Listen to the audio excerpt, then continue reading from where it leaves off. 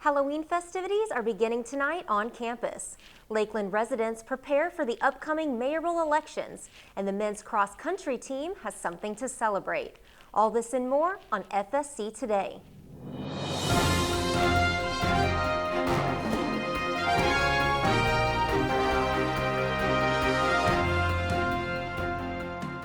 Good afternoon and welcome to FSC Today. I'm Olivia DeArmond. Our weekly newscast will keep you updated on the latest news, sports, and entertainment. The common cold and the flu are starting to spread around Florida Southern College. Go Healthy FSC reporter Maggie Sutton has more on how you can protect yourself this season.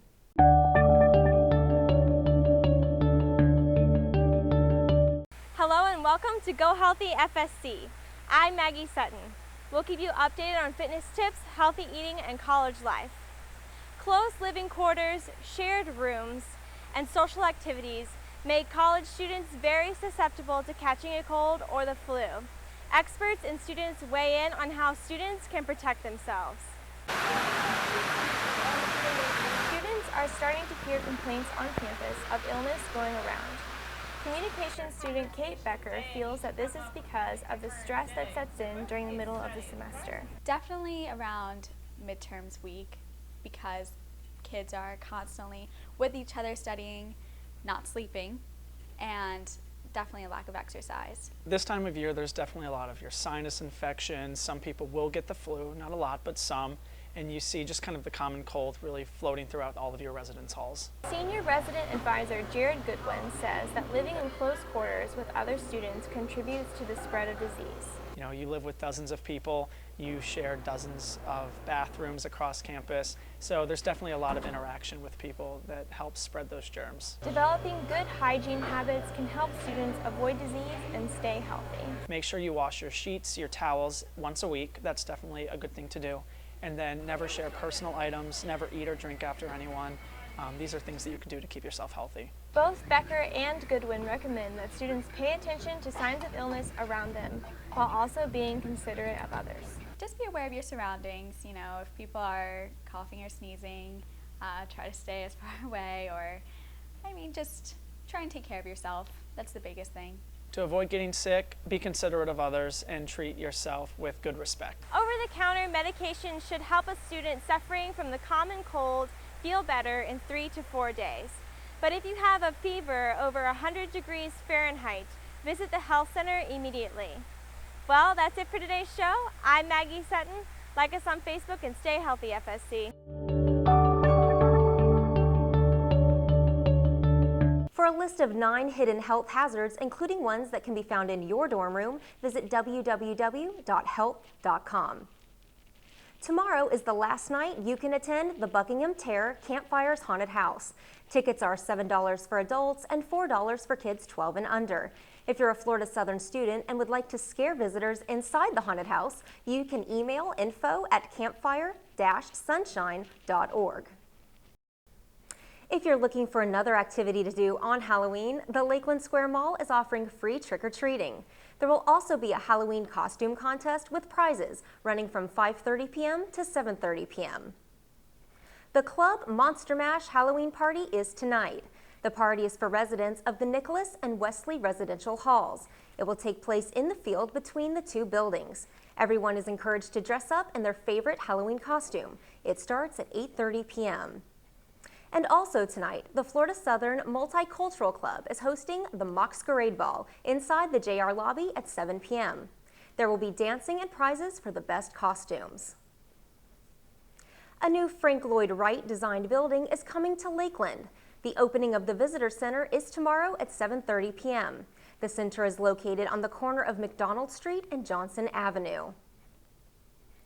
The Pi Kappa Alpha fraternity is hosting their first annual Taylor Trudeau Cycle for Life event this Saturday. The event originated in the University of New Hampshire when one of the members, Taylor Trudeau, passed away in 2008 after battling leukemia. It is a stationary cycling event that runs from 10 a.m. to 8 p.m. All the proceeds generated will be donated to the Taylor Trudeau Foundation.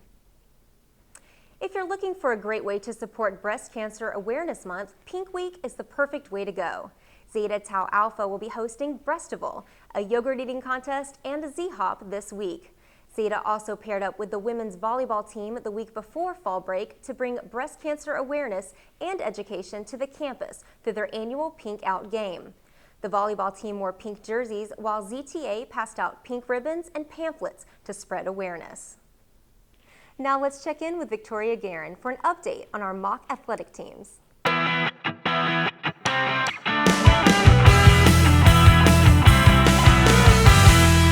Hello Mock fans, and welcome to another edition of Southern Sports. I'm Victoria Guerin. Let's get you caught up on the past week in Florida Southern athletics. Who are we? FSC! Who are we? FSC! Who are we? FSC! Go Mocs! The men's cross-country team brought home their 16th Sunshine State Conference title this past weekend, with 4 runners placing in the top 8. The women's team finished in 5th, with 6 of their 8 runners having personal or season best 6K times. Our women's soccer team had their senior night as they took on Lynn on Saturday. Tony D'Angelo has more.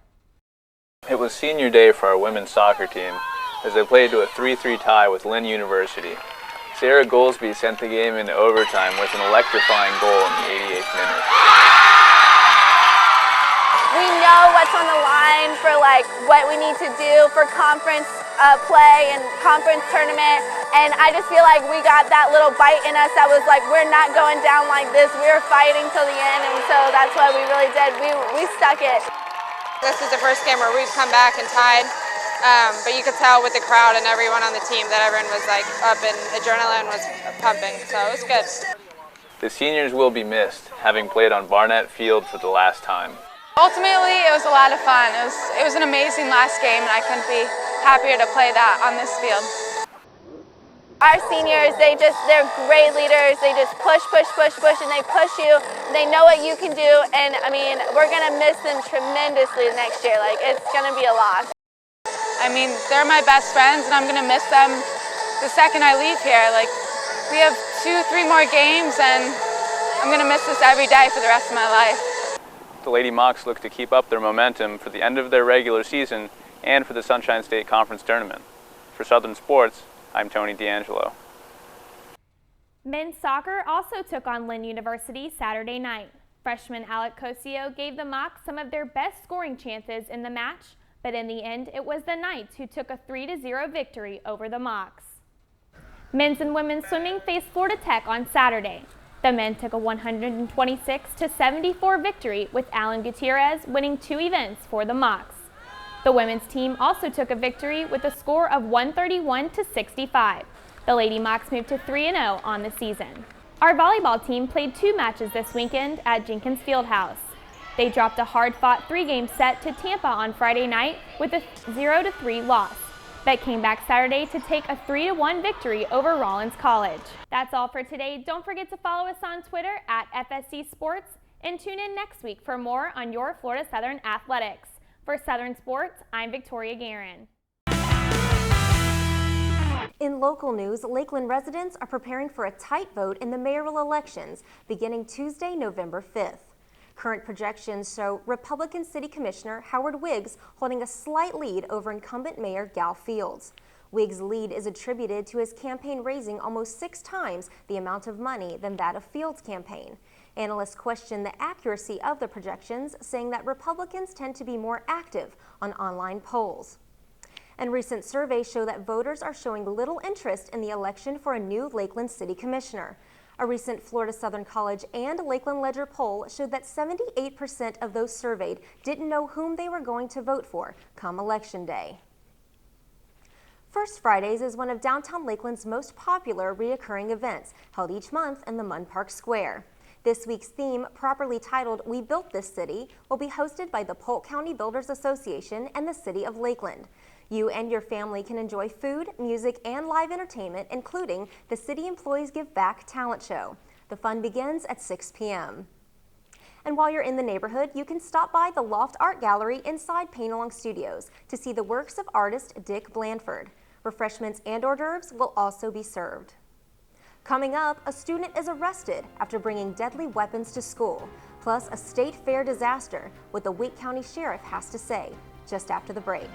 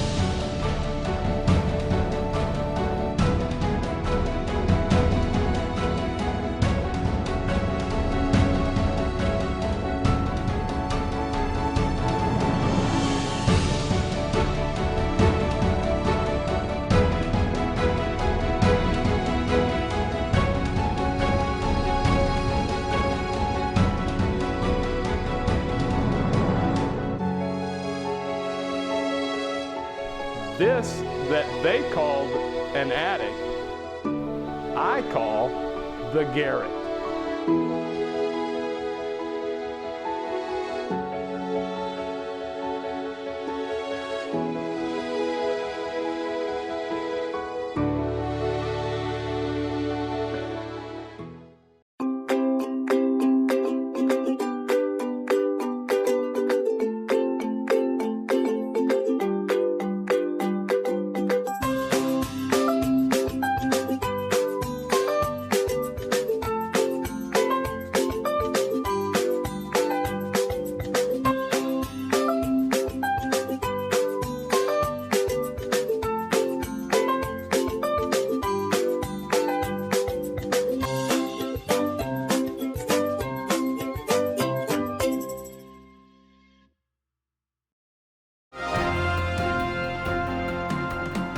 Welcome back and thanks for joining us.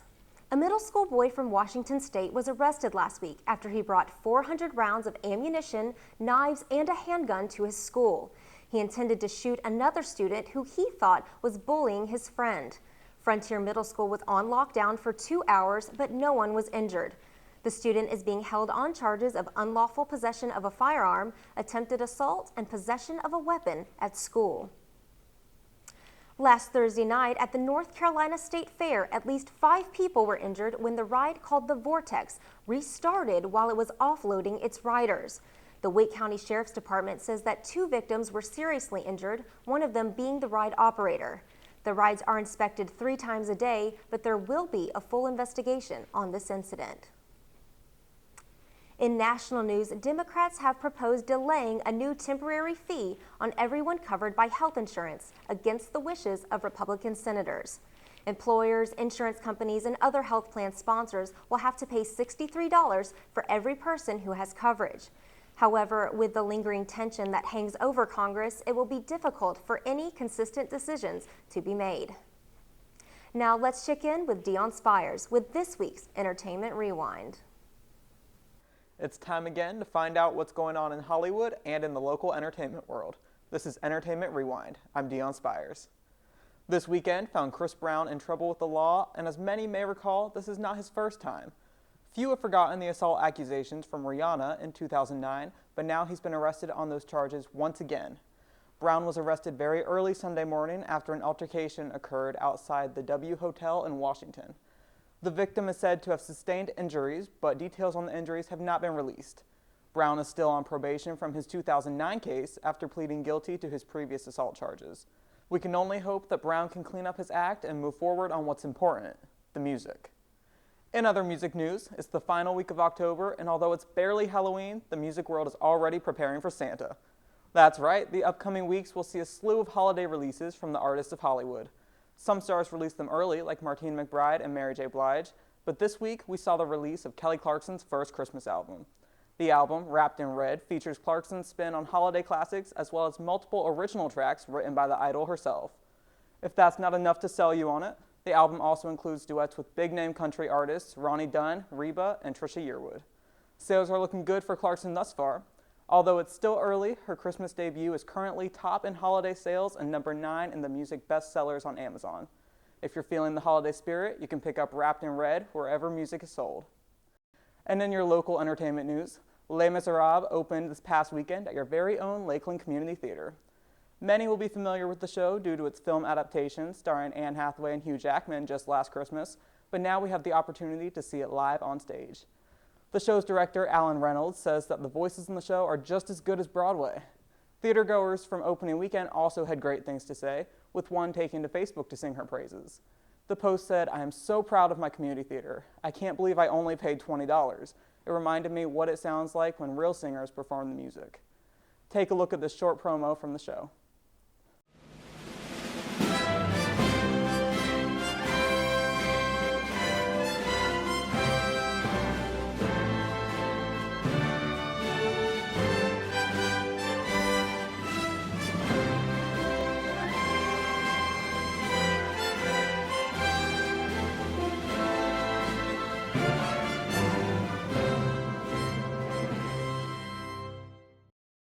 Les Mis is certain to be a top-notch production. There's 3 weekends left to check it out. It runs on Fridays, Saturdays, and Sundays, and the cost is only $15 for students and $20 for the general public. For more information, visit www.lakelandcommunitytheater.com. That's your entertainment rundown for the week. To keep up with what's happening throughout the week, follow me on Twitter at FSC Rewind. I'm Dion Spires.